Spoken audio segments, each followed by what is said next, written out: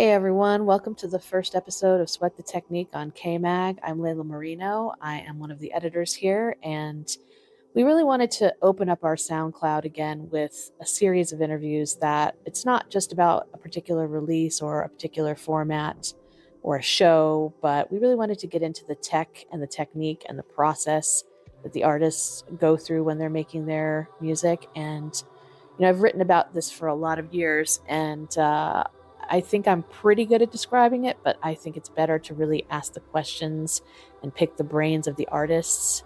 And so for the first episode, we were very lucky to talk to Billain, who, if there's anyone who you listen to his music and think, oh my God, what was this person thinking when they made it?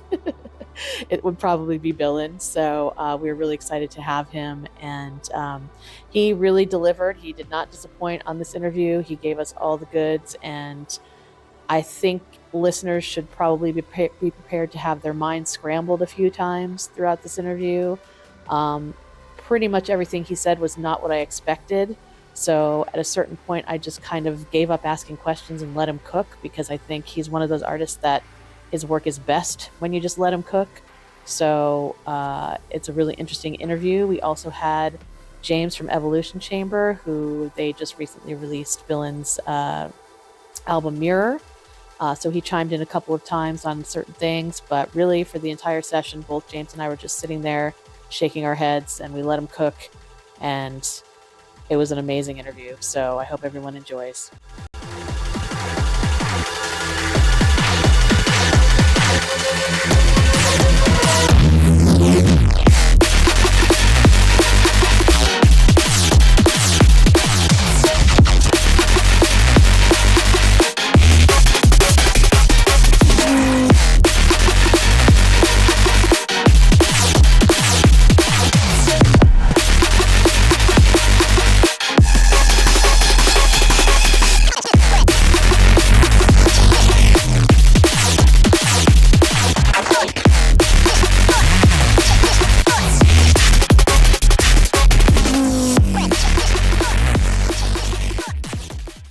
And our first episode is a very special episode because I am actually here in Sarajevo in the studio with Billain right before he's about to drop his album Mirror.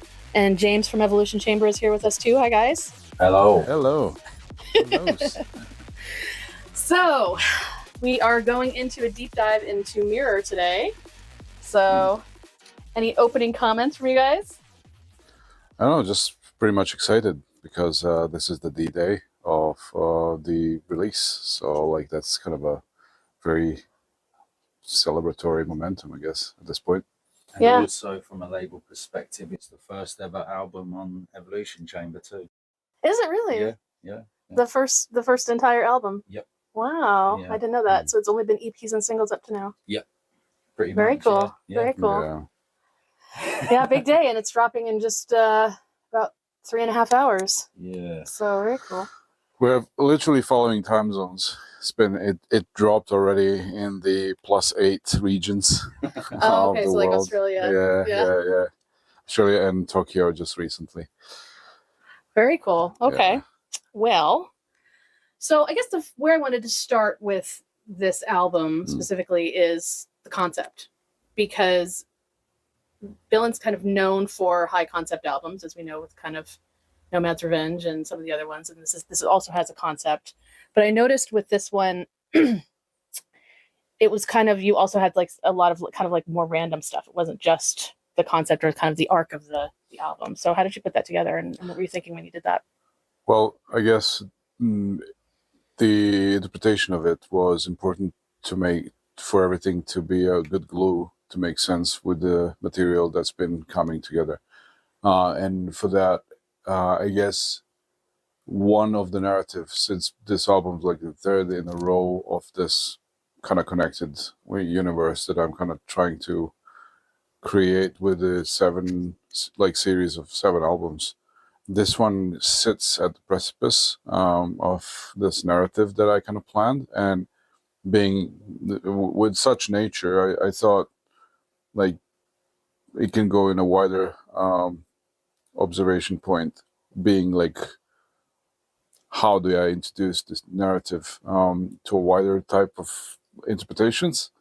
and a certain idea came to me where we can create a nice, midsection intermission between the album's idea, where you have something of a fourth wall to to bring the listeners into some interesting narrative. And one of those ideas were, well, how do I kind of how do I intertwine more viewers into the story? And the idea was like, okay, so what can be done with mirrors? Because on the previous stories, we had some specific entity in the narrative, like that was really reflective and stuff. And I was like, oh, well, what if we just do something with art that is very like that? It's very philosophical and interesting for people to analyze it. But that idea itself expanded in more than one direction. It was really interesting to play around with what is a reflection, and how do we present it. So that was really interesting to explore the entire idea of what can be done with artwork, not just being artwork, and then expand it further. We ended up on so many different standpoints, where one of them is like the track can have a face. That's very descriptive. And yeah, like I can expand on that idea more later on, but like that was the starting point, and it served with, after some experiments, it kind of proved it has its own direction, and we just like stick to it for this album. Yeah. Okay. So so like this is now the third album in the 7 album series. Yes. So for listeners who don't know, what are the first two? First two was Nomad's Revenge and Lands Unbreached. Right. Okay. Mm-hmm. And so how does, like you said, it continues the narrative, the mirror continues the narrative. So does it kind of seem like the protagonist is stopping and kind of looking in the mirror and checking out all these different perspectives, or? That is also, it was like open to interpretation, but then I was also revealing through the process of this experiment as well to myself as well, what kind of nice outcome of the story can be. So I started with the protagonists and the characters of our story, but then I never really presented the antagonists and what is the meaning of both sides of the characters.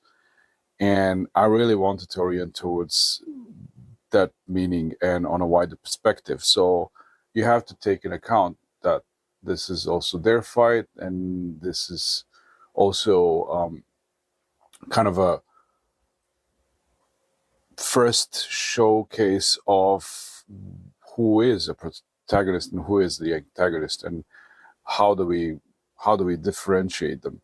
And then I took this analogy of like different view of the world for both of the sides being side of a mirror, and how people can interpret these like things on one of the other side. And it started being a really nice puzzle to play around with, being part of the narrative. And then you have this fourth wall where you like bring people to be a new mystical character, because I was telling to James, like there was like really cool moment where we had like, what if there's a vinyl that has no artwork, has this outline of a person, it doesn't show and doesn't clearly show what it is, but the material of the vinyl is reflective, so it's like a mirror. So you take the vinyl to see the artwork, and it just shows your face aligned with the outline. You're like bringing you as another character in the story, and you're like, who am I? Am I the good guy? Am I the bad guy? And that is the moment where I was like, okay, this is really interesting to go with, to play with. Interesting. Is that how you're going to print the vinyls now? Yeah. Oh, yeah. There you go. Yeah. Oh, I've got a picture of it. Yeah. That was like a little test, but and as soon as it's like gets bigger, cool. He's showing me the press of the vinyl. Yeah, the experiments on different materials that we did.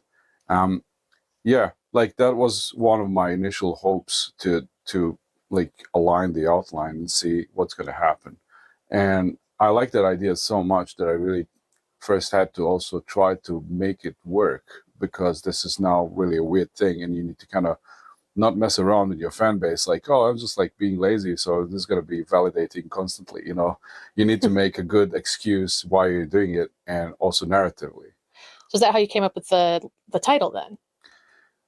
Or the title was already partially there? Yeah, partially. I was like, I'm not going to mess around too much. It's really interesting, and the fascination with mirrors, as I was looking at them, like how mirror facing each other creates this kind of infinite possibilities left and right, was really interesting to me, because in Fugitive, for example, the protagonist and the antagonist are stuck in this really weird time ripples that are looking almost infinitely like that, similar mirror images of their possibilities, where each other reflection is doing something else. So once they figured that out, they started trying to outsmart each other through some like quantum chess. Like they're like they see each other as worthy opponents, and different sides of the same thought, like mind, like process of thinking. And I was like, oh, that's really interesting to explore. So when I look at this and I thought about Fugitive, it was like just natural for just call it the way it is. Like it's going to be a mirror. Okay. And it can mean a lot of things. So like that also expands my idea. So if I make an error in one part of the narrative, I can always find a solution, because it's such a wide subject, but it's never touching interesting grounds in music direction. Like, you can explore so much. So yeah. So it also sort of continues the narrative of the Fugitive short film. Yeah. Which is actually technically the most recent work. Yes. If we're looking at that. Yeah, exactly. That's really interesting. So, and that's all ties together. That was like that was our third protagonist, Zan, in The Fugitive, who was also accompanying Brian Kira.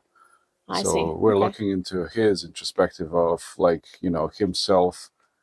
This was a common, interesting philosophy of like, a human trapped in a machine body, going introspectively into, self-reflections, like what is it? What if you're trapped in such a circumstances, what does it mean? Like, where does your morality stands for the same thing and everything in the world? Like you're still fighting for the same cause and stuff, Another thing brings us again, are you a good guy or a bad guy? Yeah.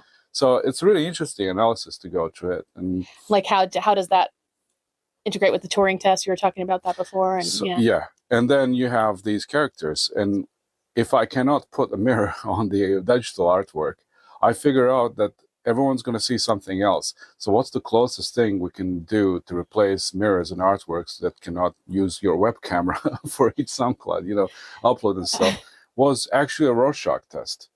Oh. When I figured out different colors and patterns, I was like, this is the closest that someone can figure in their mind what they're seeing. But it also backfired in the very successful way. Everybody started remembering tracks based on their patterns. Yeah. Like now when I put a catch-up track, for example, I remember the red guy, like the red pattern guy. Like that's it. Like he started remembering tracks by the actual corresponding faces we accidentally put on the tracks for each other different tests. So is that kind of the concept with, I was going to go into the artwork as well. So is that kind of the concept with the artwork? It's kind of like a digital Rorschach test, and then you manipulated it for each track? Yeah. Okay. Yeah. Because to me, it looks like one of them looked like if you were staring at an MRI film on acid. Yeah. Yeah. Lots of them were based on the similar premise of ink blots, but actually like ink, like art, pretty much how they call it when they submerge lots of ink drops in water, and you get that like interesting patterns always developing, some sporadic random patterns that cannot repeat twice. Right. Similar, like very very detailed lava lamps. Yeah, I can see that. And that was a nice thing to actually do per track. Just really expanded that. Not all of them are actually like ink blots. It was like we started exploring in the further ideas, like with different surfaces. they're also accidental. Crystals. There was one that was crystal-y. Yeah. And so how did you come to the kind of the very digitized kind of more line work on the like main image? So the main the unique thing for both of them, the original thing, is they still have the outline that I drew. It's almost like a grid where things have to happen. So that outline of the human, undefined human being or entity with the human features is to map what you are expecting to see. It's the only guideline for you to know that this is something you have to look at, like as a person, Right. So it's like a little grid, like orientation or a map of what you're looking at. Yeah. And when you have the mirror in it, you kind of put yourself inside that face. You're still getting a part of the test. You're still getting a part of the test. So yeah. Yeah, no, that's interesting. So for people who haven't seen the album artwork, which I can't imagine if you're on social media, you've seen it. But yeah, it's just kind of an outline of sort of like an android looking human. And then they've put different images within that, and then you'll be able to see an image on the vinyl of yourself. And it almost kind of reminds me of like when you do those cameras, those face identification or authentication things on like for visas and driver's licenses and stuff like that. It's kind of like you move it till your face is right inside the image. So you can see a lot of people doing that with their records. Yeah. I found it really funny that like some of the further down after the albums out, we're gonna make some funny mock-ups of like there's an ID that has one of the track like Rorschach instead of a real person. Oh, that's cool. Thing. It's like, so it's expanding on the idea of like, what is that? What is that represent? Like, what is that blueprint of? Is it a mood, or because we also tied so many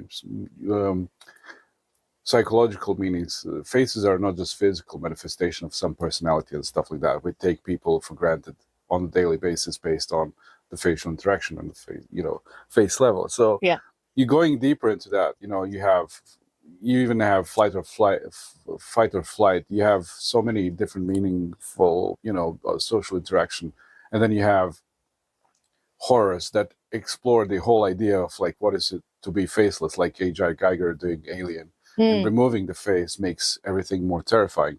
But also, how the analysis goes, like what is the perfect villain in films or the protagonist, and what are the people in the mask, under the masks, they represent villains or heroes.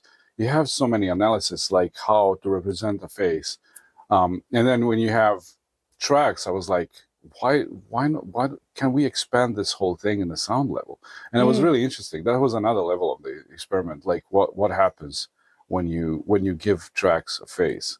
Yeah, that was really that was my favorite part, and that was actually accidental. That part, upon investigating how many things can have faces. Yeah. Well, and it's kind of like I don't know how much echolalia and phantasma vibes people get, but like when I'm listening to a track, I just conjure up a movie in my head. There's something going on. And so is that kind of like how you worked with creating the sounds? Or because we really wanted to get into your brain here today, so that's what we're doing now. So, and like things like, so you mentioned ketchup, for example. I think people would listen to that intro, especially with kind of the hip hop flavor, and think like, oh, this is going to drop into like a standard like jump up track, and then that drop is absolutely maniacal. and so like, was that like, what would you say like the character of the face was to that in sound? Because you went from something that people might expect to something completely like, Cthulhu devouring itself as the drop. And, it's completely like, it would have taken most people off guard.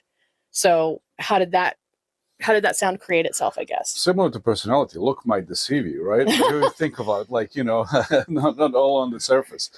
And I wasn't actually aiming for any kind of that. Like taking account that track was made without thinking like of this artwork. It was made. That was my other question. Yeah, it's like which came first? Yeah. The tracks came first, okay. And you never know with him.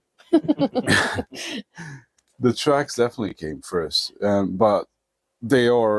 I agree with all of the visuality of that because my visuality also is in my nature one of the first things that I started, and then I started with music. So Yeah.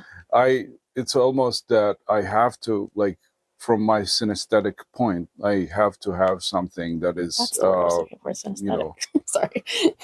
like it has to be like backed by visuality heavily because I think those two are inseparable for me. Yeah, that's what I was going to ask. Is it seems like they go together, and you can They really go get the so picture. much. Yeah, They are, you know, like if you have a book, why don't you have a few images in there because it's very informational, and like not all books have to have that kind of. But I don't know.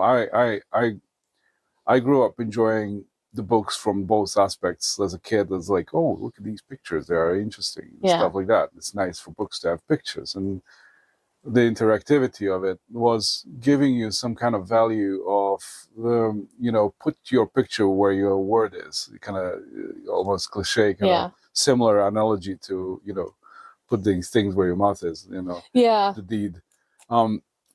And I followed with the tracks and thinking that it's a must if you want to have deeper universe or bigger meaning of music to break out of classical, you know, business model of a track. You put it out, you forget about it, and it's just a tool.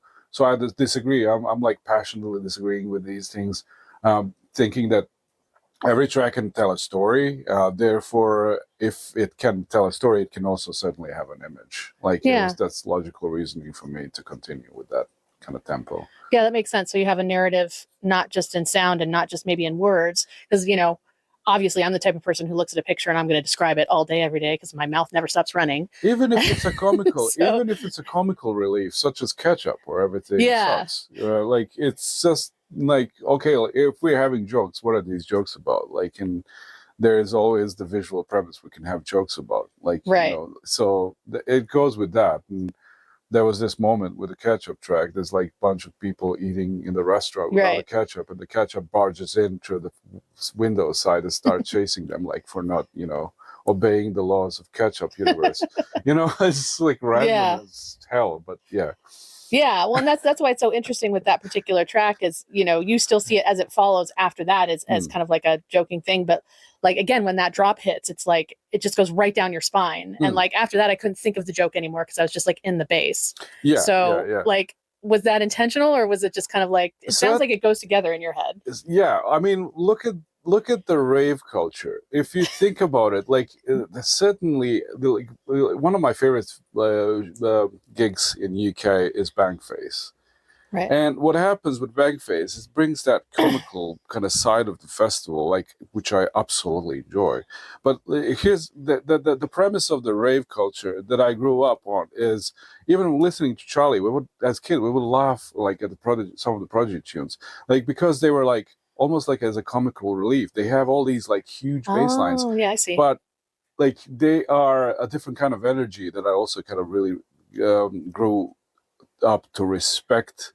And I feel that a lot of current like scenes are missing that point, missing like a lot of that interaction. That not all the track, you think of Igor, and he has like this track called ADHD and very noise, I think, and it's like like the videos are super comical, but the tracks are super heavy. Yeah.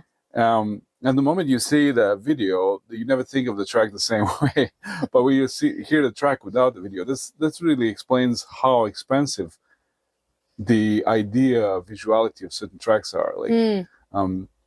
Like because if I was to make a very dark video to catch up, it will also be accepted, but it would also be, you will also see it as a different person. So it's like, it's like a personality with a very tricky smile. You don't know it's laughing like out of malice or like, you know.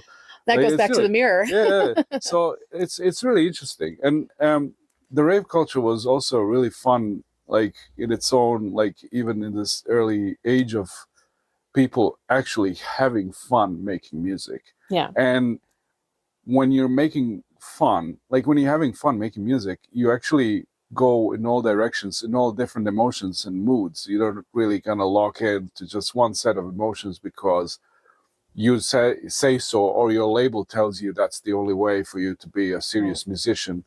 And with all due respect, I'm just tired of super seriousness. Yeah. In many aspects, there's so many different stories that you can tell from so many different angles, and yeah, that's why. Yeah, no, that's a good point. And you know, if any genre needs to be reminded not to take themselves too seriously, it's drum and bass. Yeah. And within those genres, if any subgenre needs to remind itself to take itself not too seriously, it's what? Neurofunk. Yeah. So that's what I thought was so interesting, because like I said, you think that the intro is going to be like a hazard track, you know what I mean? And then it drops into this like gnarly, Yeah. you know, bass situation. What did I say? Cthulhu eating itself. So Yeah. So yeah, no, I mean that kind of makes sense, and that I think that carries through the album. Obviously, ESEF is another one that's like obviously very tongue in cheek, pardon the pun. Yeah. No, it really comes from the same premise. Yeah. Actually, I was really thinking about what I love about the rave stabs and stuff, and what I love about those like random MC words that they just exist for the sake of the song being completed. But back then, when you listened as a kid, you were like, "Oh, this is so cool! This guy's talking like he's in some game or something that I like to play." You know, it's like. Where did that sample come from, by the way? It's really funny. It's like voice pretending, like vocals. Okay. We were like pretending vocals to be like from one of those like Vengeance sample packs. Okay. You know, and like early age kind of stuff, like 1, 2, get on the floor. Yeah. I was thinking of like LL Cool J letters that everybody uses: the S, the U, the P, the E, the R. You know, and then and what you do then is like what the state of the art technology for producers were back then is like pitch it up, so it's in tempo, right? Yeah. So that was it. That was samples. It. No, that was it. Yeah. Really good. Pretty much. Okay, so yeah, so back to, we were talking about samples just now, but creating sounds, the actual sounds that are like not samples, like in a bass line or in, you know, the structure of the track. Like, how do you go about, you've got a lot of tech here in the studio, nobody can see it, but you know, and you said you use FL Studio sometimes, but like, how do you, first of all, think of those? I think is a good way of asking. And then like, how do you actually make them real? A lot of these things are actually sessions, long sessions of mangling a lot of effects together and, you know, leaving the record open for extensive time, like 2 or 3 hours. So basically, I found this really interesting formula for sound design because my background mostly comes from the sound design aspect or approach to music. Right. When it's about very interesting sounds. Melodies come differently. They come out of the obvious, you know, synthesizer approach where I would, you know, take some stuff, whether it's like Massive, Serum, the Killer's one, Faceplant, and many others, or like Patcher stuff, Absinthe as well, and combine them into new synths. With a bunch of new different configuration and, you know, creating totally new synths out of them. They still undergo sessions where I would play ideas, like they have a common ground. All of them are just like record on, extensive sessions of mangling the hell out of really weird automations real time sometimes, like using Motion Leap, for example, where my hand is attached to 5 or 6 parameters. As I move my hand, like the motion detector is understanding that certain finger gestures are saying close the filter slightly, open the reverb, move the delay. Wow. And what happens is, you know, like you're like a symphony conductor at that point to 5+ parameters that gives you infinite amounts of weird automatizations in a very short span of time. Yeah. But you have no control in some of them. So those are happy accidents sometimes, which you have to have recorded. You treat all these results as samples because you need to eventually cut the finest moments of those experiments into waveforms separately. So I still basically, in the final arrangements of the track, I basically handle all of my compositions, all of my ideas, a lot of them actually, not all, A lot of them as samples. I treat them as samples. And sometimes I even undergo a whole lot of new sessions. I took old samples that I cut, combine them with the new ones. So to see how much you create breeds of breeds as you distance yourself from your early results, you're creating and you're going into really interesting directions. You're distancing yourself from the original synth so much that the fourth or fifth generation of samples don't sound like anything you know, and Yeah. people can really understand that. They can catch by ear that, like, where is this from? Like, well, this is not a synth, or is it? Like, you know, That's what I do when I listen to your distancing yourself through like really like selective breeding of samples is such a weird selective breeding gardening. of samples. It's such a weird gardening. Oh, You that's pick up crazy. really weird fruits that undergo really weird experiments, and you just like, you know, make a lot of more.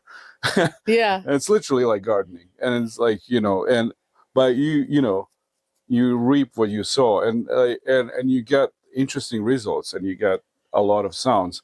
So I end up with so many libraries because I was in a really weird productive decade of my life where I ended up with samples that I still can use. I have a lot of libraries that I still didn't even touch because there was so many of them. Um, like there's stuff from 2010, let's say 2012 libraries that are still waiting for them to appear on some newer album and stuff. Like, yeah, like I made that a little bit self-sufficient, and then I was lacking on the ideas for melodies. So you can tell that maybe with No Man's Revenge, I started really exploring more of a melodical side. Right. Yeah. Because I was constantly on the sound design side, and I was always searching for a really good validation to combine those two. And that's why it's very meaningful to me to finally have all these combination at the peak of these three albums. I was like, and I don't know, there's a lot of self-criticism of what samples to pick when you have too many options. Yeah, that's what it And sounds it's like. super That hard might be to actually, your biggest you know, problem. Yeah. super hard to, like, when you have too many resources, you need to understand what you actually want to, you know, narrate. You just don't want to be like one of those, like, I'm going to toss everything at the people. And people still, even when you compose them, they still think you overdid certain things. Well, I think what that happens with you, because it's still more than I was most like, people can hey, handle. you didn't even see how it By the way, was. for people listening to this, since you're not in the room with us, he just said all of that completely deadpan, like it was just obvious, and everybody else should do that the same way. He doesn't realize how unique his brain is. And James is here just shaking his head, and so am I. But I mean, it's amazing. So, does that make it easier then for you to plan out, or harder to plan out the sounds for the upcoming albums? But, when I was younger, it was harder to plan out because I wanted to be accepted in the crews of the drum and bass internationally, and in the sense of isolation from the standpoint of Bosnia and Herzegovina, and you're like not much movement. I had to really think hard what is going to be the point of my success there to be able to, later on, to do what I want. So that was quite a challenge for someone, you know, at my age here in this, you know, you don't know who's going to take you out of interest, or like, you know, just really kind of, you know, so you had to even take that in account at an early age. So that was problematic. I wasn't having problems about what I actually like to make, but those two were in conflict because now you have to think about what a label wants. And you know how labels like to take the sound that sounds like their label, the similarities. So you started to learn their rules only so you can break them. And you know, there's a little, you know, in every young producer there's a little bit of rebel. Like, you know, it's always happens like that. I guess that's an unavoidable path of like societal phenomenon that's just kind of not really necessary, you know, if you really like what you do. But in sense of isolation, it comes as much like almost as if the stakes are high. So now the story is different. Like, Right, I was because gonna say, is it it's just easier like now? there's a sense of freedom that I always wanted to do, and this is what, this is a part of, like, I literally feel like in a phase of some weird pension, like it's like making this music is like fishing outside, Yeah. and this is a very unusual feeling for me, because for the bigger time and bigger portion of my life, I constantly have to fight, like, windmills of my cultural surrounding, and then also trying to prove myself elsewhere, Yeah. so it's very unusual. But yeah, like, long story short, I don't really overthink anymore. Like, I just really think that still the emotion and narrative kind of comes first. Like, I think we all come from that really weird gut feeling, like, does it sound right, Yeah. and then you follow that until some work of yours is completed. Yeah. So there's less worry about like conforming with the label, or like getting in with the label and then Yeah, breaking no, their rules. honestly, like, to the point of, like, I don't care. Yeah.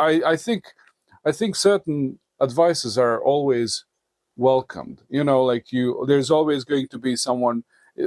Yeah, don't let it get in your head as an ego thing. Like, there's also a part of me that I'm always, for the entirety of life, we're gonna learn, and some people will have really interesting advices on stuff, on technicalities. There's always someone who has some extra different point of wisdom. Yeah. It's not better or higher wisdom or someone smarter than you. Everyone's different. They have different, viewpoints of certain things and how they do their tracks, and and like, being open for these kind of things is okay. And I think you can pick it up where someone is just interested in selling tools, or someone really wants you to improve this or that part. So Yeah. there's a difference how I talk with some people. Like, I don't know, like, I talked with Nick Sleepnet Noisia, like, about certain elements when it was like a discussion about stigma, because it took Right. me a year to actually do a remix of that. I wasn't sure how to approach that track, and there was like, and I had a halftime. The stigma was supposed to be a halftime for me, and then Was it 140? yeah, it was supposed to be like that. It's the original is actually a drum and bass track, Right. Yeah. And then I was like, okay, halftime would be either Y40 or like 87, which is like half of the 174. And then Nick is like, well, don't you want to do, Cyberduro thing on this track? And I was like, man, really? But that advice gives you a kind of a, like, recheck on certain things, how you want to approach it. And I just remember for Nick how much he loved the Tetsuya's Redemption, for example. And knowing him, being like one of the guys who likes to make stuff like the Tide and stuff, like it was like it was like an unwritten sentence that went through that few conversations, like, as if like, don't you want to do this kind of thing on this? And like, yeah, I should try. So that's the construction. That's constructive A&R. That is not really like, oh, we don't think it's going to sell. Yeah. Yeah. There's a difference between those two type of label personalities. Yeah. So you'd obviously rather. I always lean towards the constructive part of that, because in the process you even learn to do something new on your own tracks. Through the whole process, and that's why it's useful so much. Yeah, and I think artists they always say that kind of about vision, is that they're really good about just implanting an idea, and then you run with it however you want to run with it. Yeah. So to that end, how has it been working with Evolution Chamber for the first time, especially on an album, especially on their first album? No, you. Oh yeah. No. It was. You can talk first. I'll make James talk in a minute. But go ahead. Yeah. No, it was like, I think certain labels have also specific backgrounds. Knowing James for a long time, even before Evolution Chamber, was like you're going to a meeting and knowing that you know that person already. Mhm. So It's like a touchstone.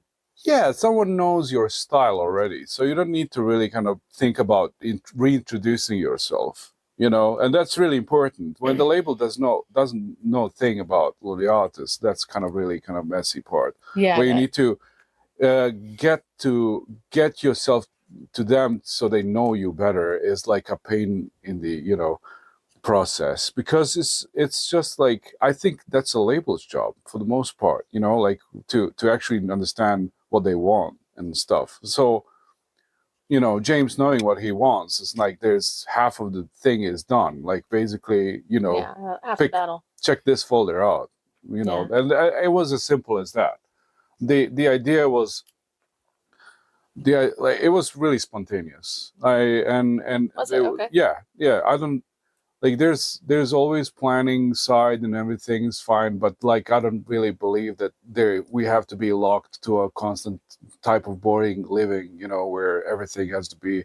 I hope this email finds you well. I was thinking about applying this a bunch of tracks towards this. Like, I really liberated myself from that thought, even to the point where I would just email or message him, like on Messenger, and say, hey, here's a bunch of tracks, you would have released them. That was literally it. Yeah. And it was 42 in the folder. Yeah, That sounds about right. Yeah. It was like 42, and I thought he had actually sent the wrong file. Yeah, he was just like, we have Let It Roll coming up, and I'm playing on the stage, but we now need to make it make sense. So here's a folder of tunes, go through it, and let's make a release before the festival. So Let It Roll was booked before you signed the album. Yeah. That seems backwards, but yeah, okay. Yeah, no, because basically when we were discussing about Let It Roll, Jamie, who is the bookings manager for the label, also is Addis's booking agent through This Way Up agency. And so me and Jamie had been having conversations for quite some time, and I was telling Jamie for a long time, please get Addis onto Evolution Chamber, and he was like, yeah, I would love to get Addis on Evolution Chamber. Anyway, so when we were actually discussing about the Let It Roll lineup, and there was literally one slot left, and I remember looking at it, and it was Spore, Mephius, Magnitude, Scrimor, Equals, Task Horizon, Hallucinator, and I just said to Jamie, I was like, right, just looking at all that, we're missing one person that would just complete that lineup. And Jamie said, who? And I said, Billain. That's it. That fits right in there. It does, yeah. Everyone, unique styles and stuff, and so Jamie hit up Addis, and then a few weeks later Addis hits me up and then just says, yo, let's make a release. And then just all kind of came together, huh? Yeah, absolutely. Because that's the thing, is like touching down on like me and Addis knowing each other for a long time. I think it's like since 2010 we first spoke. 2009, 2010 was Yeah, when you said pre-Evolution Chamber, I was like, well, Evolution Chamber's been around a while. Yeah. 2008, 2009 was like literally close to that over tech, like Lifted joint operations, and then Lifted Forum followed. And then my debut, the event in Brighton. Yeah, the Rise Audio. Yeah, that's when we first met each other. And we played a show together, didn't we? Gorizia. Slovenia. Gorizia, Italy, something like that, the border. You, me, and Maztec. Yeah.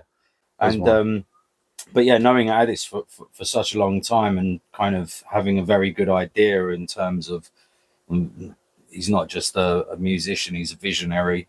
And I know that with his music, if he sends you, let's say, 2 tracks, sends you 5 tracks, sends you 40 tracks, he wants a home for all of those tracks. So I immediately, because they're already done. I think I spent, so I got sent that in the evening, just as I was about to have dinner with Task Horizon and his wife. And I just said to the guys, I was like, yo, man, there's like 40 tracks here. I'm skipping dinner. And so I went up and just was listening to the tracks from about 7 o'clock in the evening to about 6 o'clock in the morning, going through everything over and over again. And we had a call, and I just said to Addis, I was like, just want everything.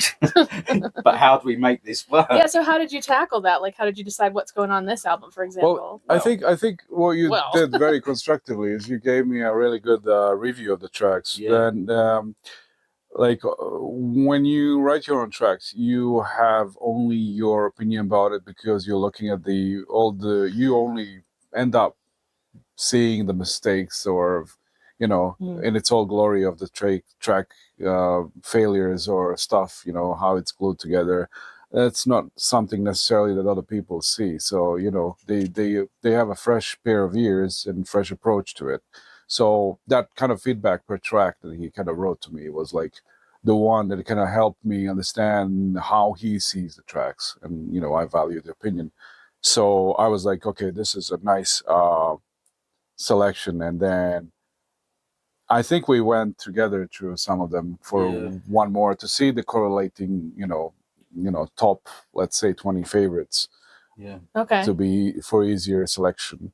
Because the thing is as well is Addis kind of suggested the idea of an album, and knowing how Addis likes to do things with like storylines and the full narrative, I just said to him, these are the tracks we really like. However, you've just got complete freedom to pick whatever you want for the album. This is your product.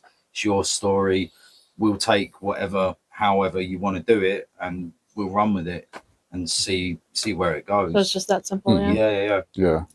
So is this the same group of tracks that you were working on last year when you came out with Different Eyes? Because I remember like Vision wanted an EP, but you wanted to do a full album. So is this part of that group, or is this another 42 tracks that we're talking about? So how it went with that is like there was always a folder that was like full of tracks, always like packing and stuff like that. And I didn't want it to make I think I waited for some time to make some sense out of them.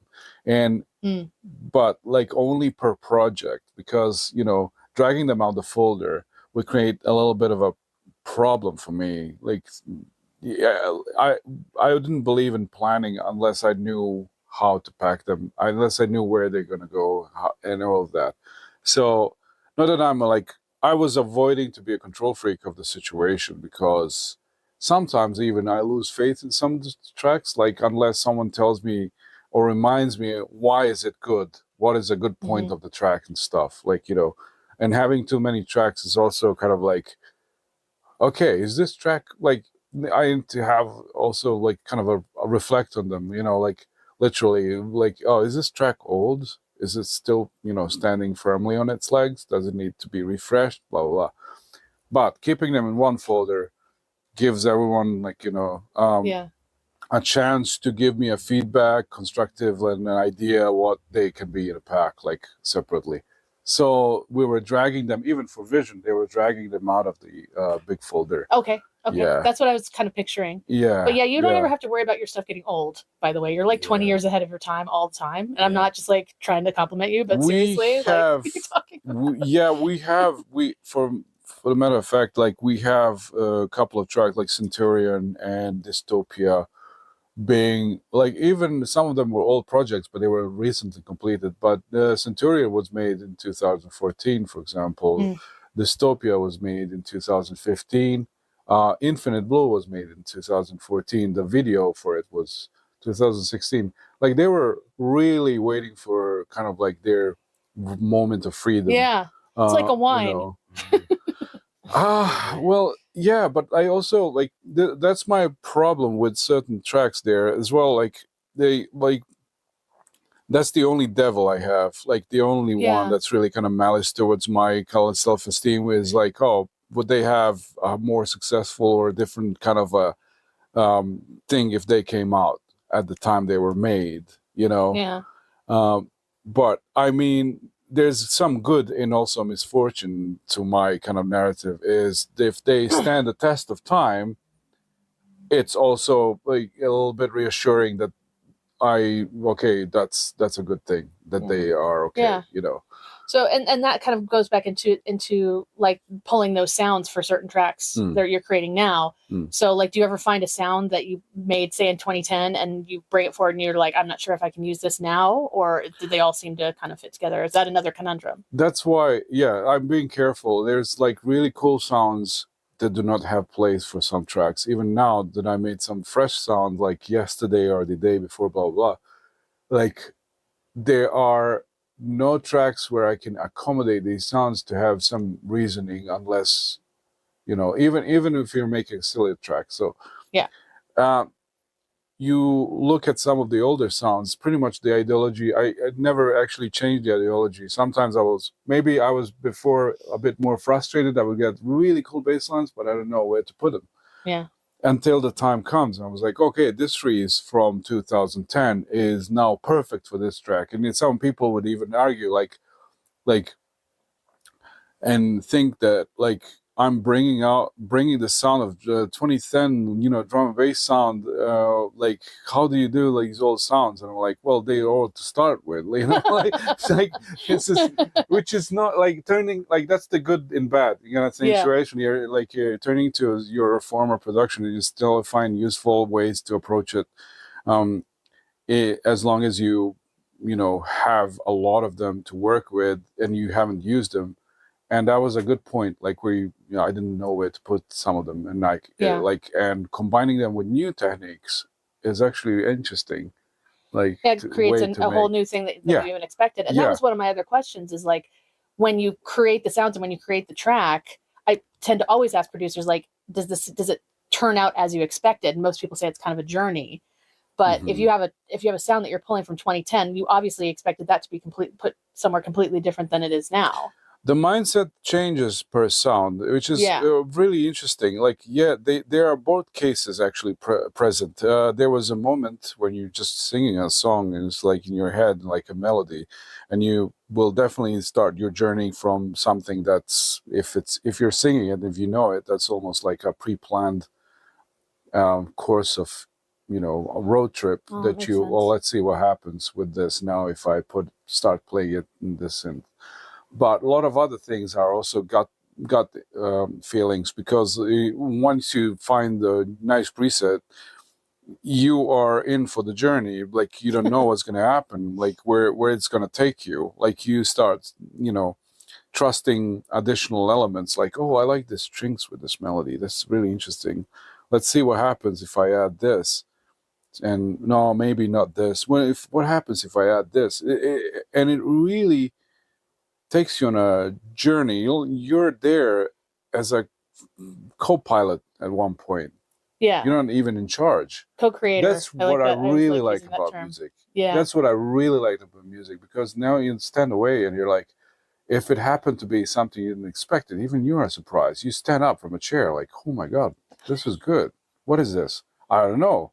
Let's finish it. Yeah. And then there's a track. And it's so it's almost like sleepwalking on your own project sometimes. Wow. You know, you start like, aware, is the track but you making fall asleep itself, in the middle or you're facilitating it, or are you making the track? Very, very interesting reflective material. And once again, for the mirror's sake. And there you go.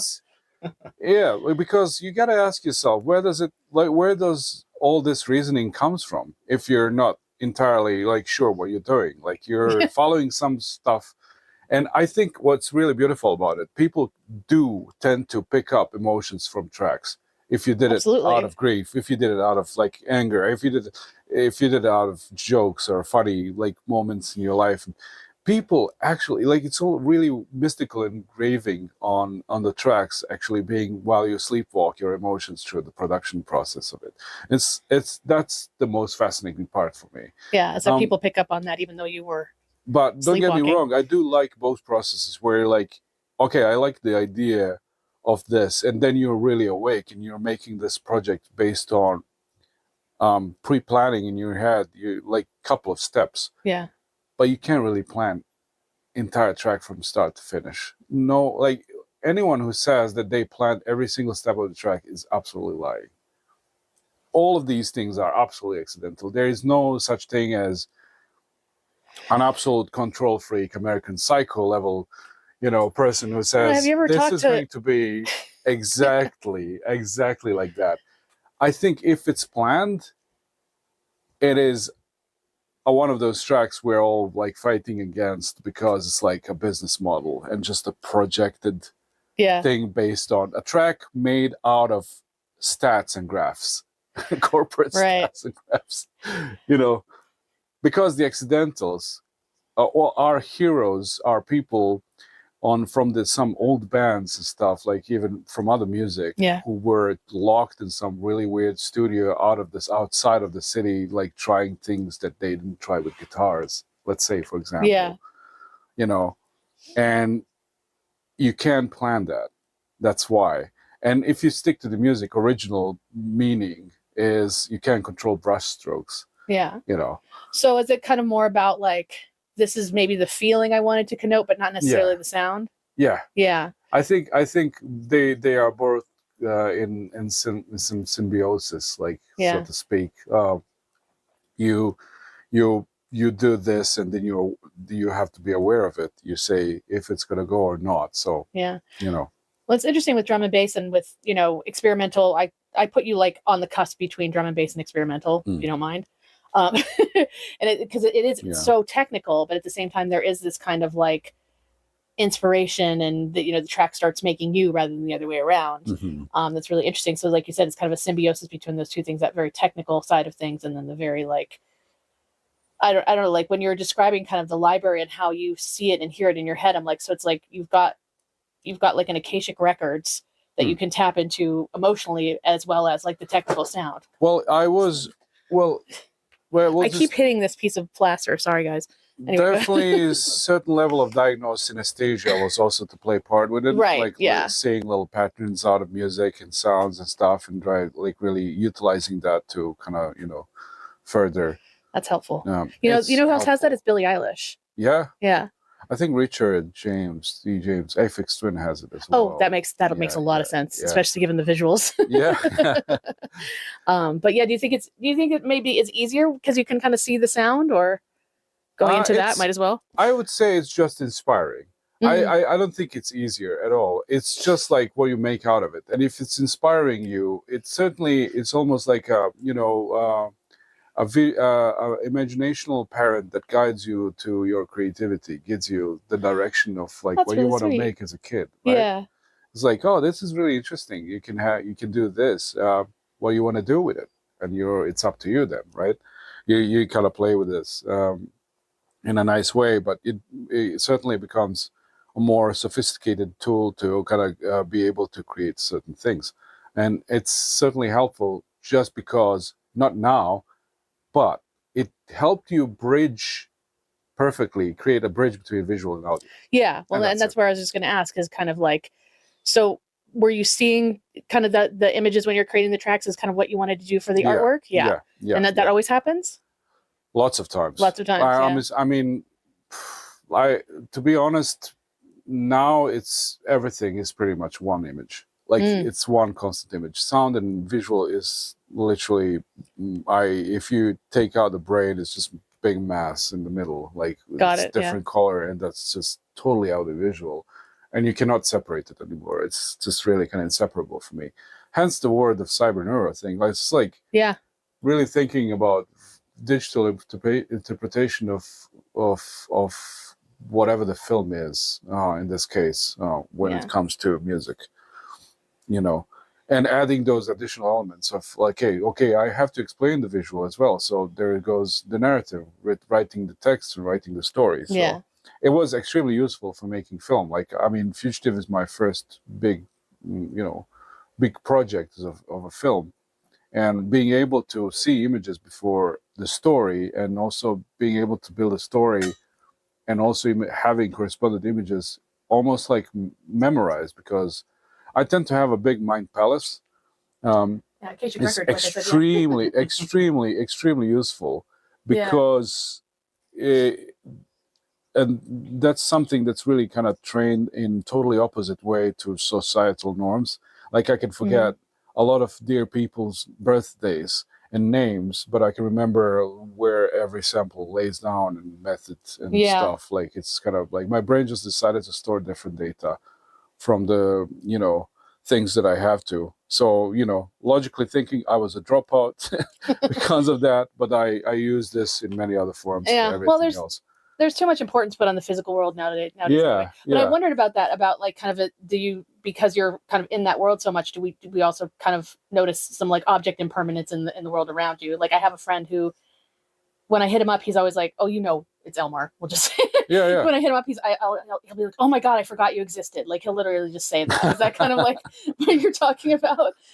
I can't take offense to it because it's like, well, object impermanence. No, seriously, like there's I think we all hit our we're bottlenecking our storage of brain capacity to some degree, and that's why we have to all have smartphones, because it's just extension of the storage of the stuff we have to go around on a daily basis, and now it's even even more pronounced, right?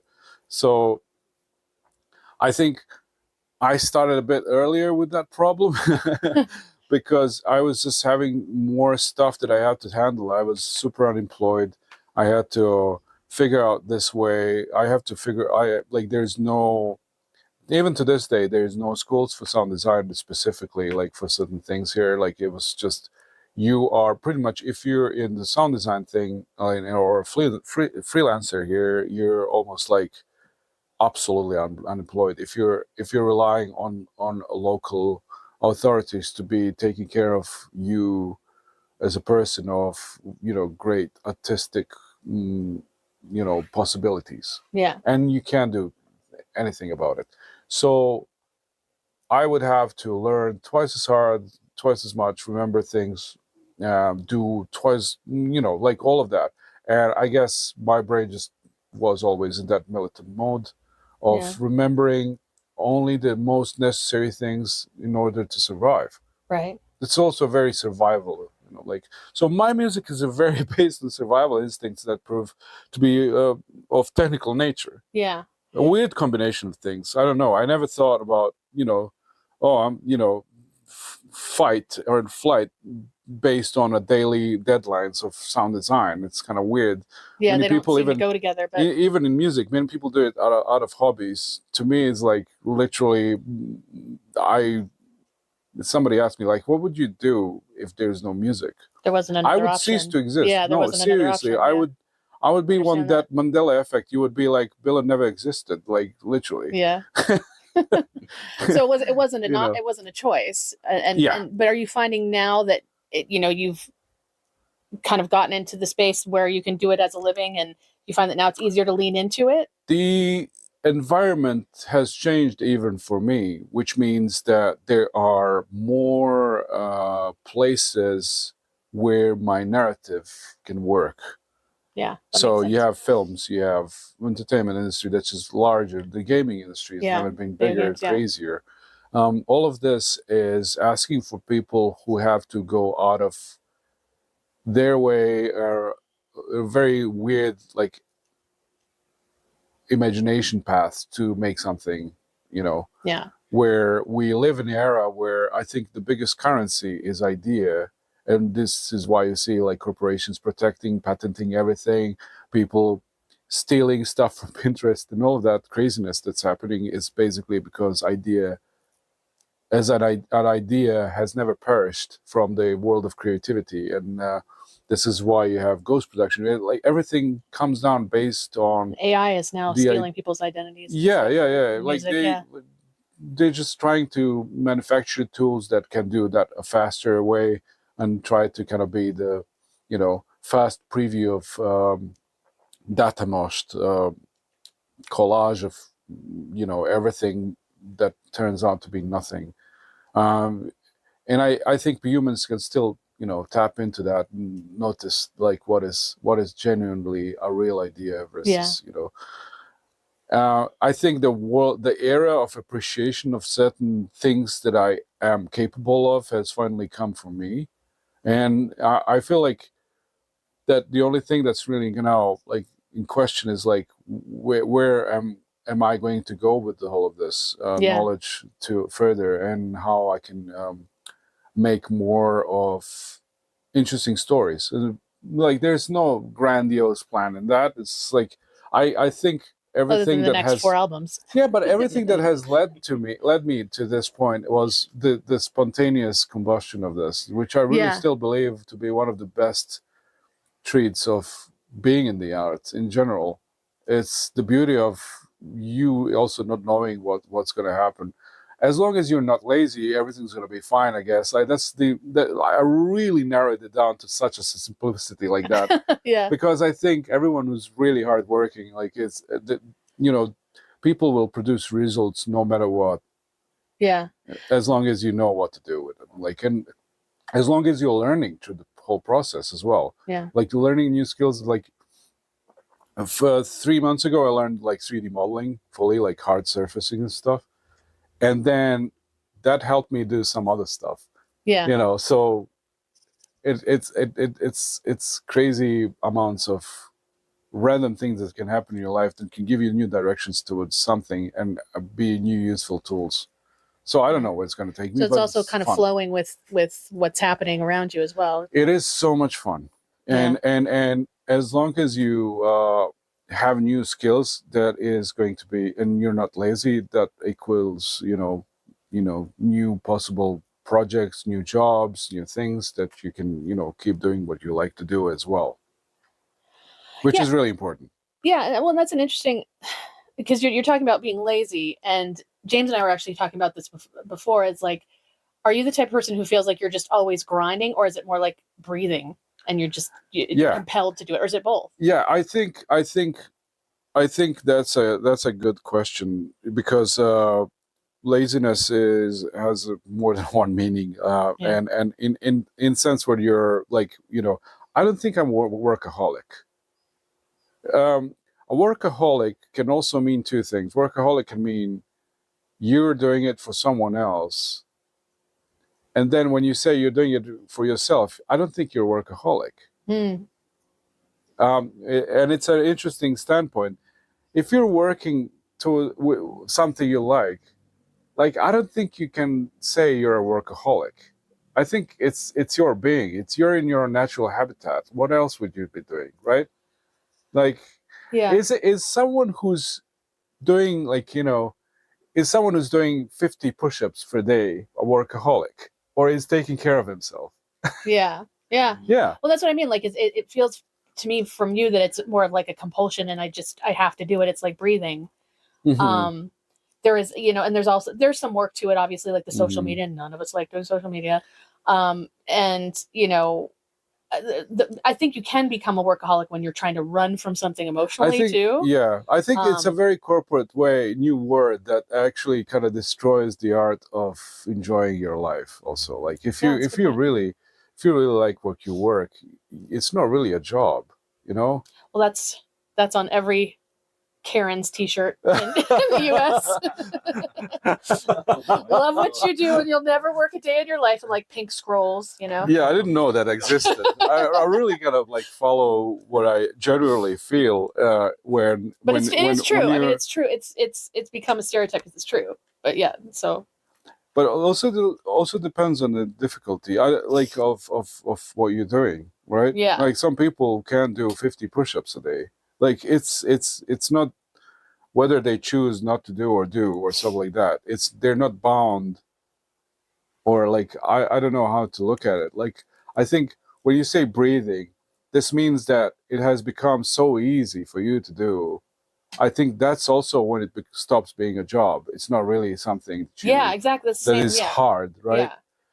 So the workaholicism, I guess, is tied to a word of something that's kind of hard sometimes. Yeah, well, that's why the Zoomers say grinding. We're grinding. Yeah. But that can also mean that you're grinding for a purpose. Yeah, but if you have a purpose and you're learning, that's not really. And if you like what you're learning, also, that stops being grinding, because then it's just your curiosity, And I think we generally forgot the feeling of going out as a kids and searching through new streets. Yeah. And put this to a perspective of reading a PDF you really like. How are they different? They're different by societal norms. When we learned that this is not the same by any means, but I think it is. And you still have to be that kid at some point in your life, because it's going to make your life easier, understanding that you're still learning and you still have so much to learn. Yeah. And I like that mindset, because it's just liberates you from thinking that everything we do in later life, when you're not a kid anymore, has to be either this or that, of a very, the schools that we were introduced to are the part of the problem, Yeah, because they give you that you need to know this in order to do this, and that's it, and that's how you start even looking at the stuff you like. It's like, oh, in order to do this, blah blah. I tend to find blessing in that dropout moment, of my life, where I was like, okay, it seems that I have to have a level of responsibility towards myself, but at the same time, can we find that in things we like? Yeah, is what separates that workaholicism to a certain degree, I guess. yeah. And the whole adulting thing, like you have to adult in order to be an adult. And that's a little bit of a bipolar. That's certainly a self-bipolar reflection, right? Yeah. You have to be a parent to yourself. It's a little bit of a hard task. That's a bit of a workaholic ethic there. But I don't think it's everywhere. Yeah. It's the whole thing, like, how am I left unsupervised? Like, I really shouldn't be in charge of myself. Yeah. Say that a lot, traveling for the last 6 years.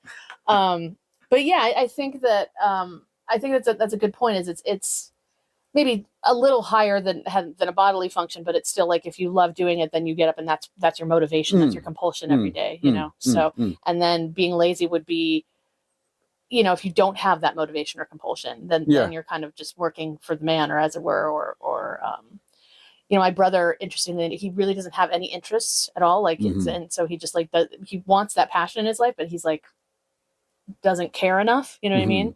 And he has a hard time with that. And so, and I see other people like that as well, who just like kind of fall into their government jobs, or I have a really hard time going to government buildings for that reason. Cause I'm like, oh, the bureaucracy, I can smell it, but if it's something that you enjoy, I mean, even people, enjoy those certain types of things.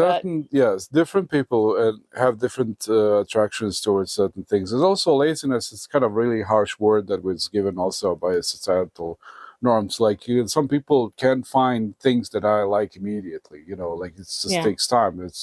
Maybe it's a different environment, maybe like something you just really didn't had luck also, or a circumstance to find immediately what you like, or what is given to you, to find it attractive, like to be like even almost like in a platonic love in it, like, or something.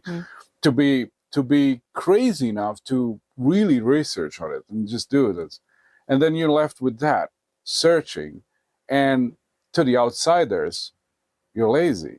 Right. Like, it comes both ways. You can be lazy, but you can also be searching for something you really like to disprove, others that you just like to do nothing. I think it depends on what you value. Like, if you really just value money and stability and comfort, then that's going to be something where, like, you would see an artist who, doesn't have all the money when they're starting out and stuff like that. Then that's maybe lazy. Like a lot of our parents in our schools would tell us that. You know what I mean? But now we're in such an environment where, like, everybody has their own business. Everybody's has a side gig or something like that, where we're realizing that laziness comes from not indulging what you love, whether it's a hobby or whether you just do it as a full-time job. No, it comes back to self-maintenance about this. Like, and then you still have to be that bipolar kind of thing. You need to be your own boss. And that is proven to be one of the harder skills. Yeah. I think everybody in this room knows that. Yeah, I know. It's crazy where the discipline that's needed, people don't realize.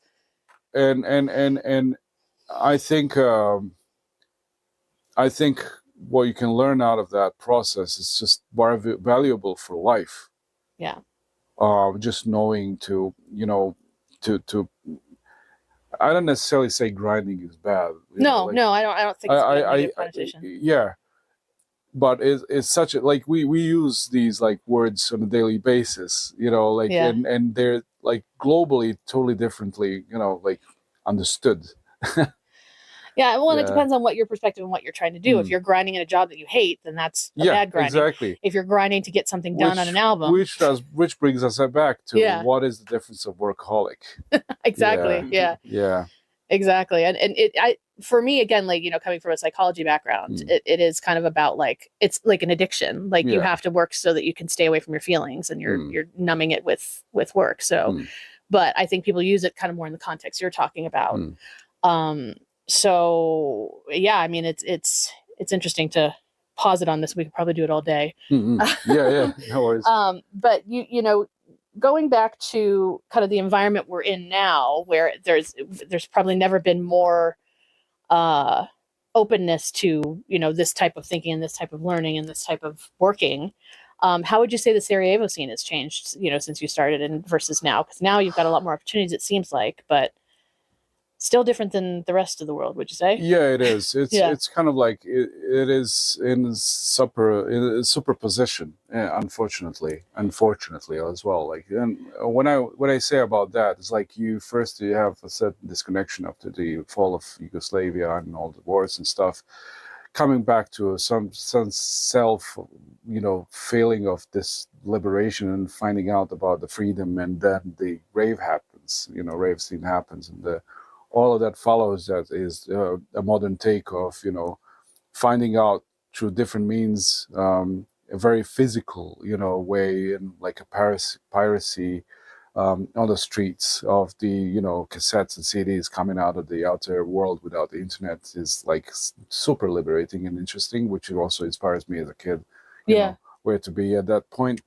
The discovery of drum and bass in the 90s and the first cruise in 98, 99 called Contra Crew that was here in Sarajevo.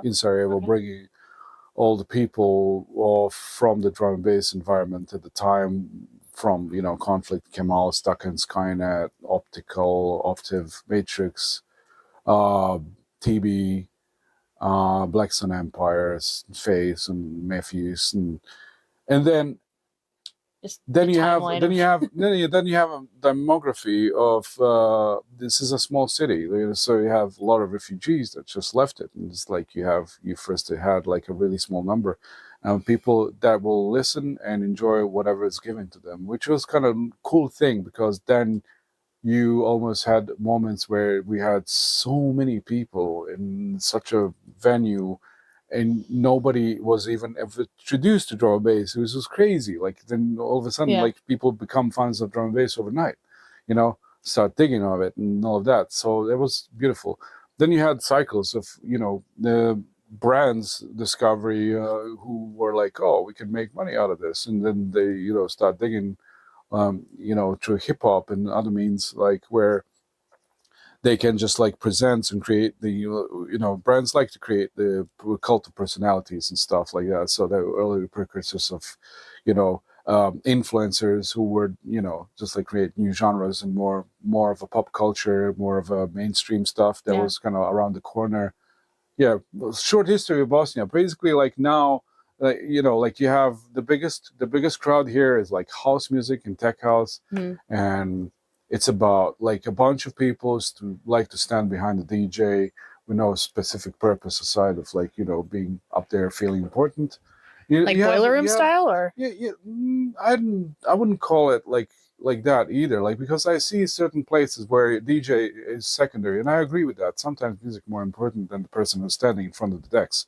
So sometimes the DJs are on the dance floor with the stage on the dance floor, are surrounded by the people dancing. So I like that idea, right?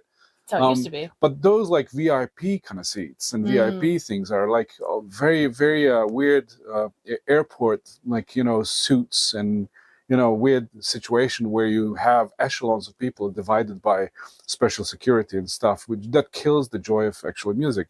But I'm going into extremes. This is all tied to what kind of commercial projects we're working on the level of music industry, which is a phenomenon that's everywhere now, present in all the other worlds. So we're up to date with that, as long as it's like, you know, imported by the other distributions.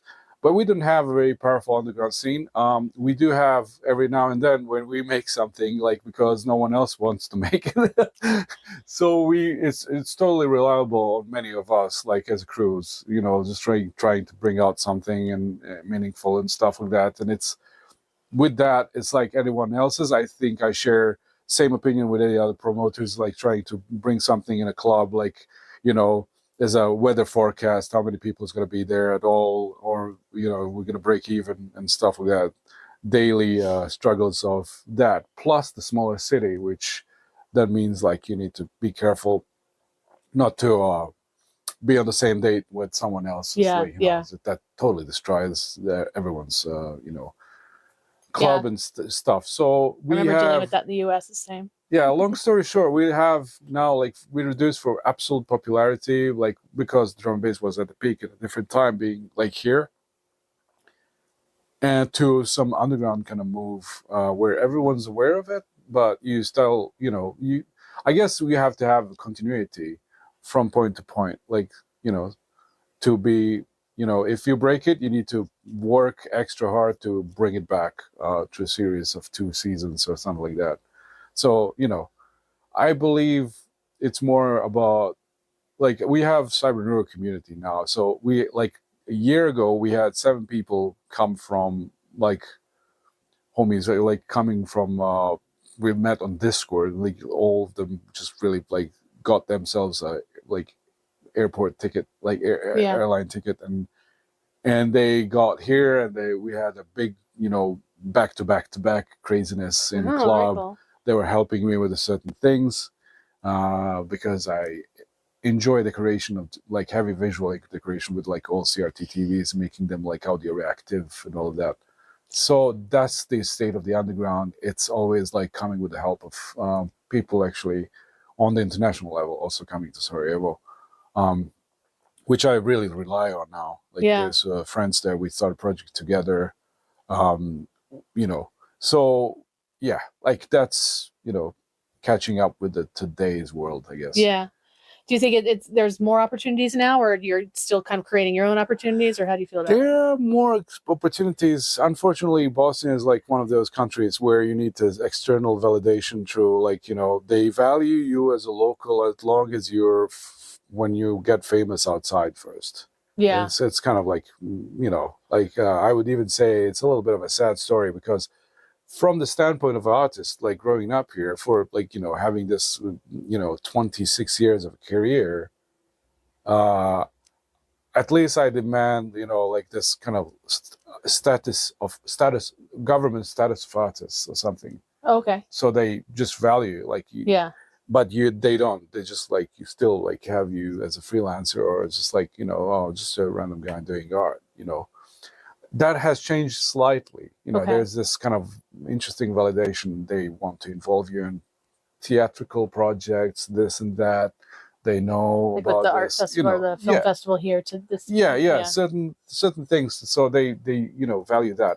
But media coverage is non-existent. Media now, like, in Bosnian media, either, like, has favorites, few favorites that are on some major level or backed by certain brands, and then they will cover you as long as you are part of some other's festival, or if you're in a part of some drama, or Got it.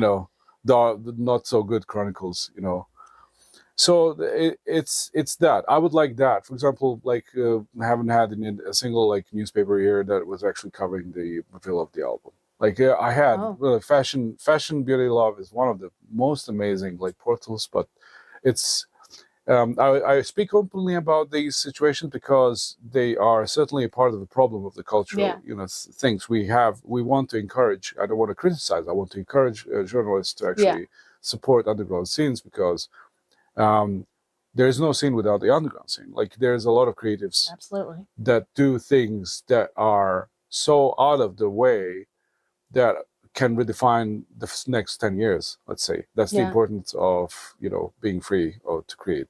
That's the same. I say that all the time about experimental music. It's, that's where, people who are more into the genres get their ideas from, you know what I mean? And you wouldn't be able to push a genre forward without the experimenting. We see so many flops of the past world, like, that's how I like to call it, everything that's before 2000. The past world. The flops of the past world being now the biggest mainstream kind of, like, way, and also nostalgic, and people have reproductions of that, like remasters. We're doing a remastering of games. We're doing, so many things, because, we now value certain things on the major level, not to say mainstream level, but that's the catch. Like, I guess there's time for some ideas to grow mature, or to be on the spotlight of certain things, but that can be a little bit faster. Not everyone has to be dead by the time they got famous.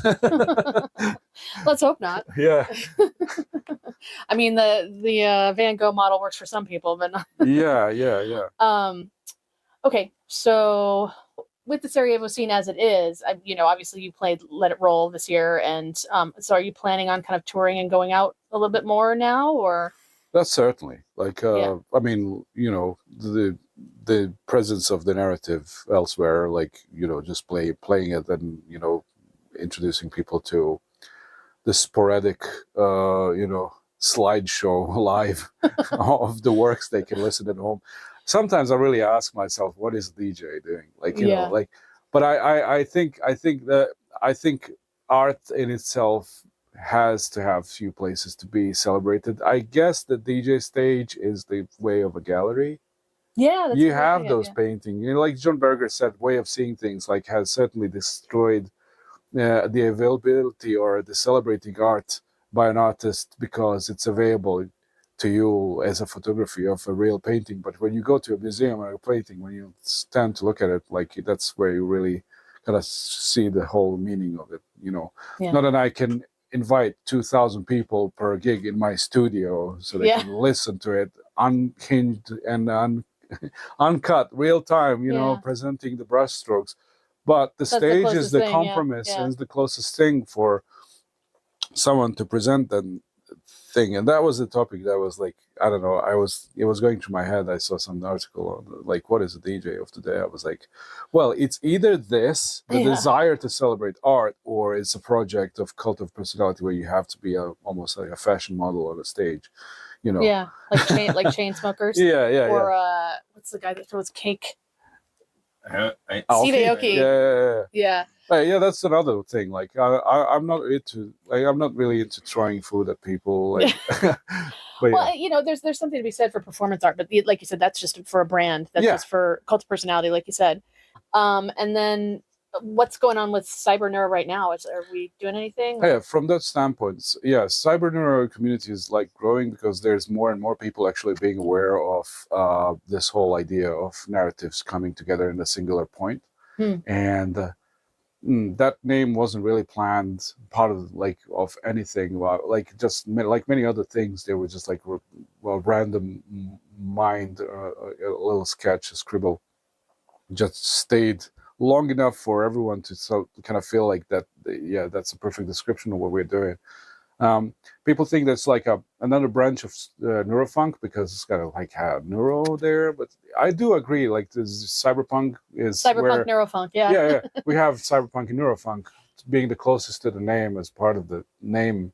But when you think of it, like or when you look at the Nomad's Revenge album, like there's a narrative in the future setting. So I would say a lot of these things are future setting cinematic approach in music and narrative, and you tell a story that's really sci-fi. So in general, it's a sci-fi synesthetic like journey. What do you make out of it? It's either one way or the other. And it's also like mostly not so neurofunk. It goes genre fluid. Like it's really kind of out there. I like that genre fluid. Yeah, it goes out like on. We say genre hoppers. Yeah, it goes multiple, like multiple tempos, because I don't like to restrain myself on one specific one. Like I'm exploring more and more, and that I had that like alter ego A-Tech that was doing all the very, very experimental stuff, because like back then it was fan base was very strict in how you can do. Like Billain has to be drum and bass, end of story. Yeah. So I was really trying to break that out and kind of really marry like A-Tech and Billain, like and the problem with that, Yeah, not everybody's able to do that. People get really stuck in the drum and bass genre, and neurofunk especially. Talk about a cult of personality or cult of branding. Yeah. James can speak to that too. Yeah, totally. Like that has to like somehow you need to break the ice of that and solve that problem. And cyber neuro was one of those situations where in the process of making this, you discover there's more people that actually wants to do the same thing, and they find specific shelter.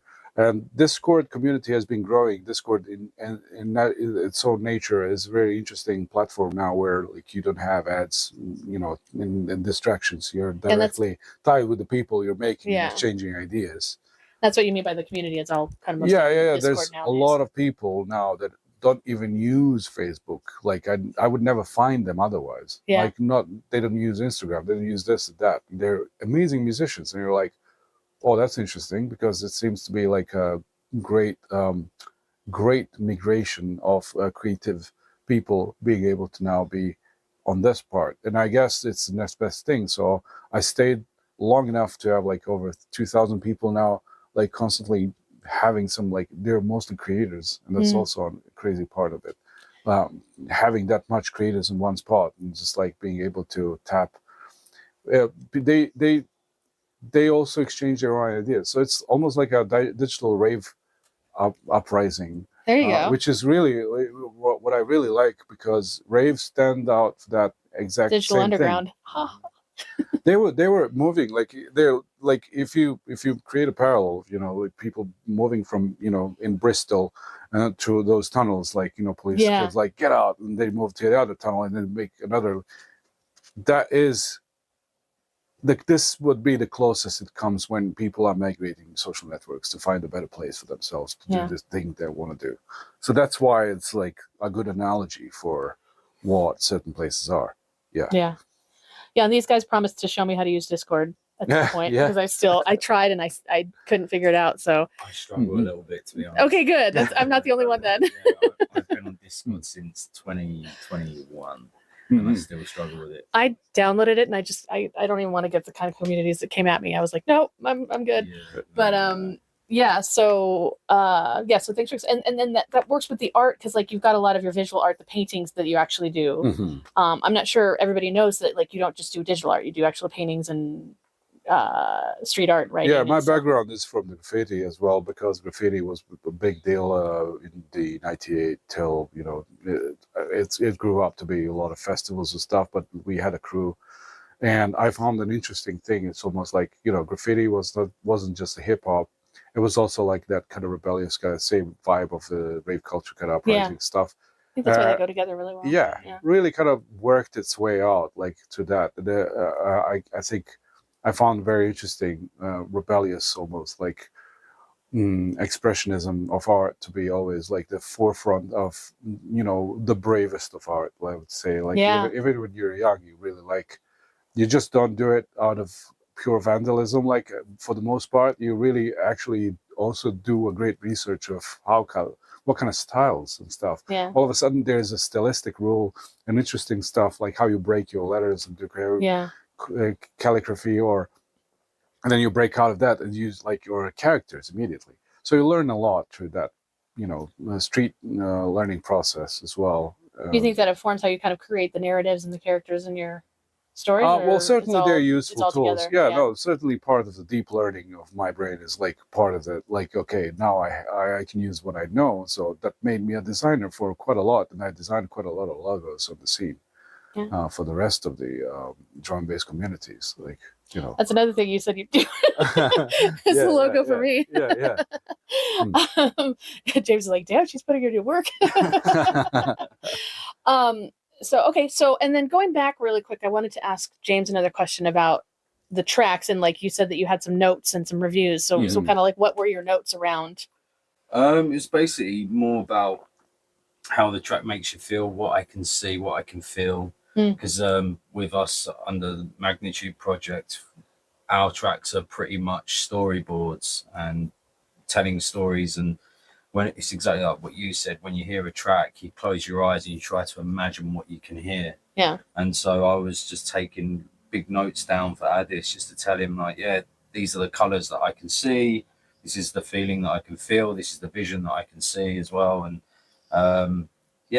and that was pretty much it. But it was going through every single track. It wasn't just picking certain favorites at the time. It was just literally everything, and then deciding or basically saying which tracks I like the most, which tracks Aaron from Task Horizon liked the most. And it kind of just gave him a bit of a lottery of ideas to kind of manifest and figure out exactly what he wants to do. And we were just like, just take the lead and we'll just do whatever you want us to do, basically how it should be, really, in my opinion, from a label perspective, isn't it? Yeah. No, you gave me with that. You gave me the clue of like you gave your how you see them. Yeah. And when I realized you see them this way, it's almost like you also that was also one of the clues why they should have faces. No, we don't see them the same way. Oh, okay. You know? So that was kind of more Yeah. collaborative. Yeah. No, Yeah. it was unintentionally collaborative. Yeah. Yeah. Agree to disagree. He come up with all the I was gonna say, I was like, your face doesn't look like you necessarily think you did anything. It sounds like, well, let's say this. Maybe he was inspired by some of your notes. To create it.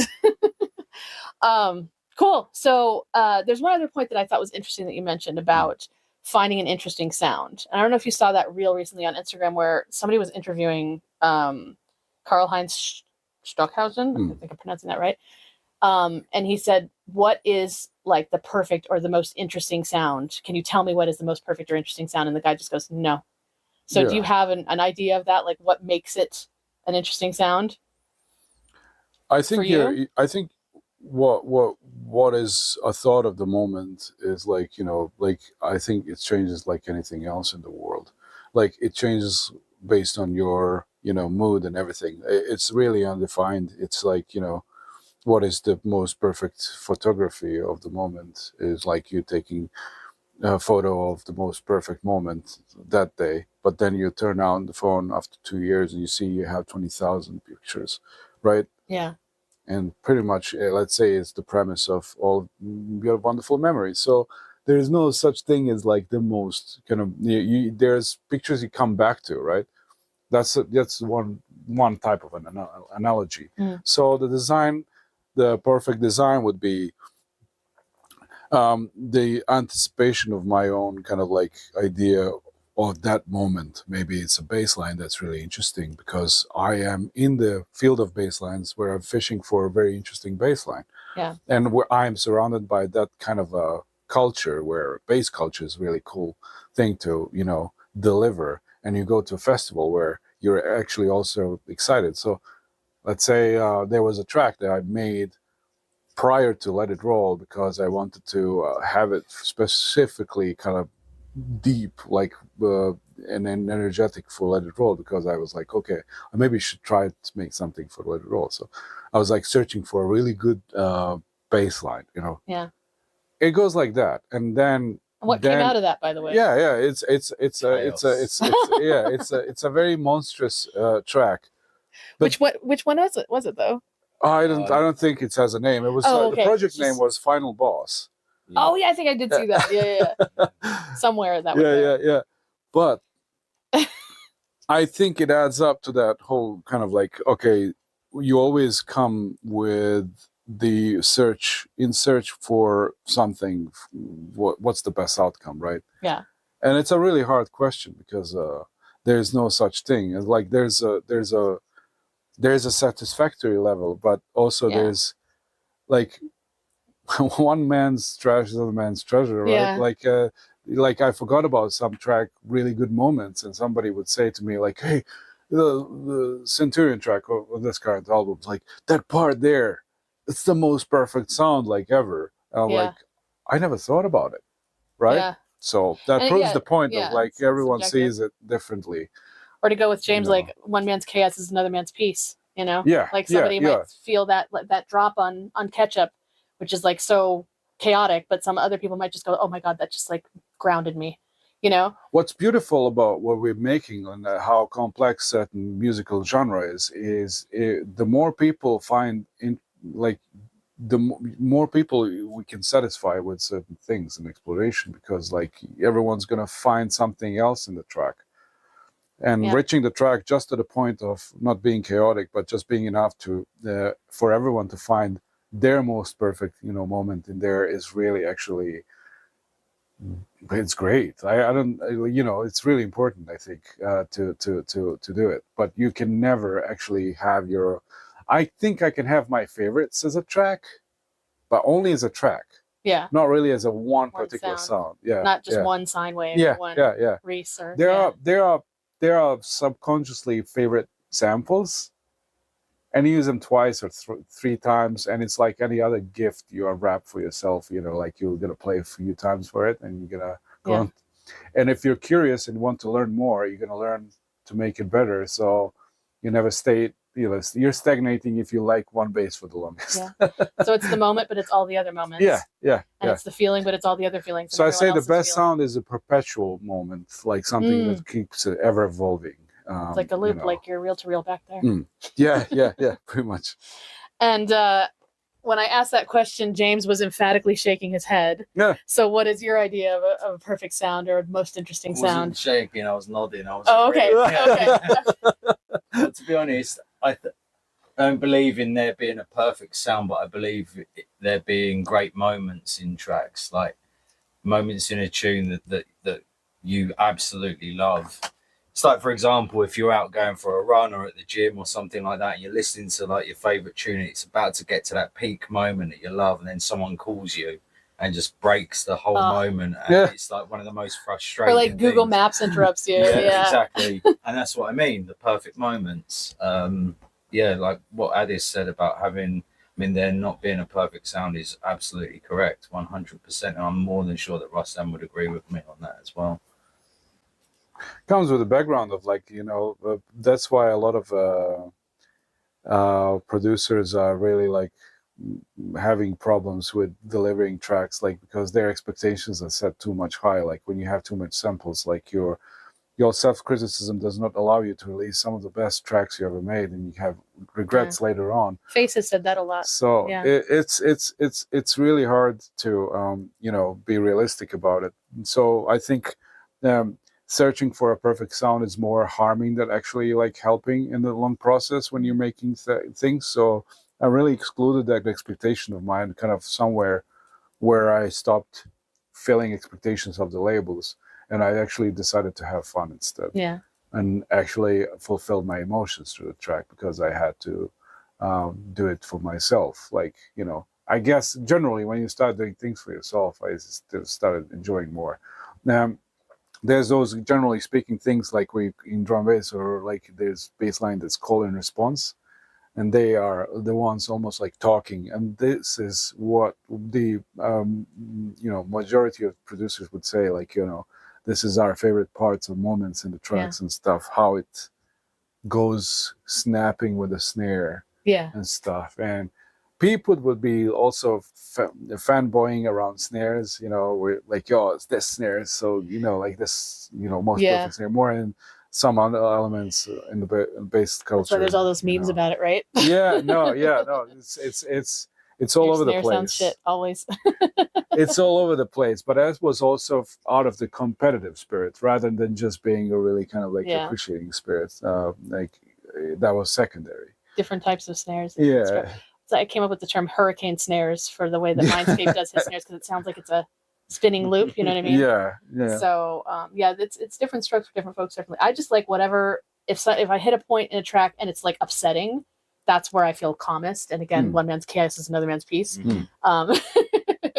We can talk about chaos addiction some other time, but I think a perfect track is it's more about a feeling and how it kind of brings you home to a certain place. Like all of us have had that feeling with drum and bass. The first time you hear it, you're like, oh, this is what I've been searching for my whole life. Yeah. That kind of like, okay, we got it. So yeah, I mean, I think that's a really good assessment. So we can end on that, or I always ask artists one other thing, which is like, what's one thing you would like the fans, the kind of community at large, to know about either the album, your music, wherever you want to go with that? Well, generally speaking, I would just encourage everyone to follow more of themselves, and actually not be shy of combining the different disciplines into one cohesive thing. They would be surprised how many art forms can be combined into one coherent object, or a narrative. This is something that's still kind of under development, I guess, to many of the people. And I say, trust yourself a little bit more, and it's really don't listen to labels too much. Unless it's Evolution Chamber, who's in the room. They know what you're doing, as long as you know what you're doing first. That's a good line. I like that. Yeah. Put your trust in the artist, man, and let the artist deliver. The more you trust yourself, everyone's going to trust you as well. Like, absolutely. it's a chain of events, even in artistic forms, I guess. Yeah, Artistic or autistic? both. That's a perfect place to end. Thank you so much, Billain, for being here, and James for sitting through it and drinking your weird drink with us. Yeah. Tutti fruity. And thanks for hosting me here as well. And Thank you. we'll see you guys next time. Thank you very much. Thank you.